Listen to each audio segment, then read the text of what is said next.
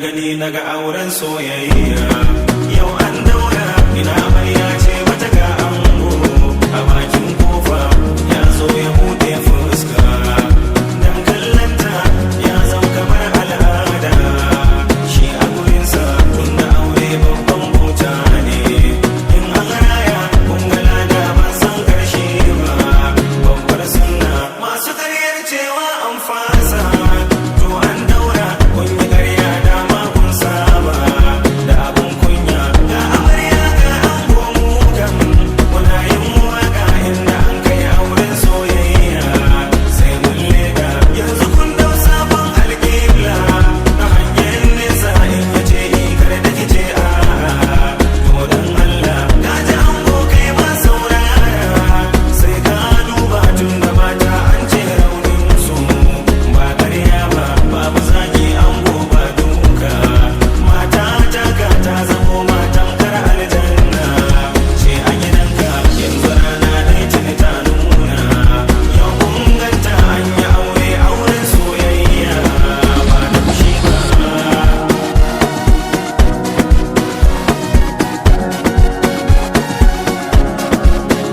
Kece yaga ce ya gani kamar wasa, kun san lamarin so ya bi ciki haka ta jiki da jini.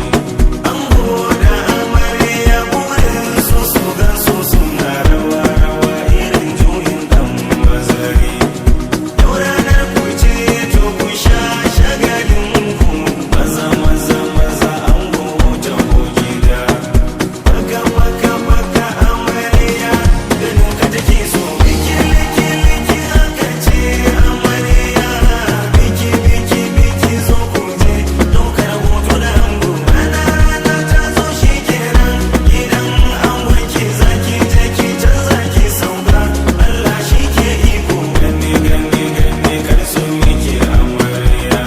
Kin fi karfin raini su ji da Allah. Kafi kafi kafi ango kafi kai ma.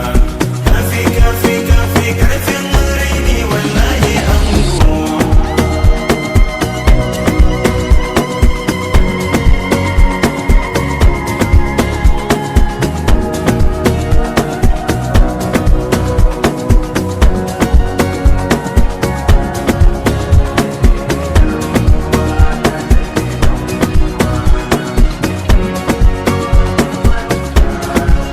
Yace yar uwa ta tace dan uwana, yace kin yo sifar karama.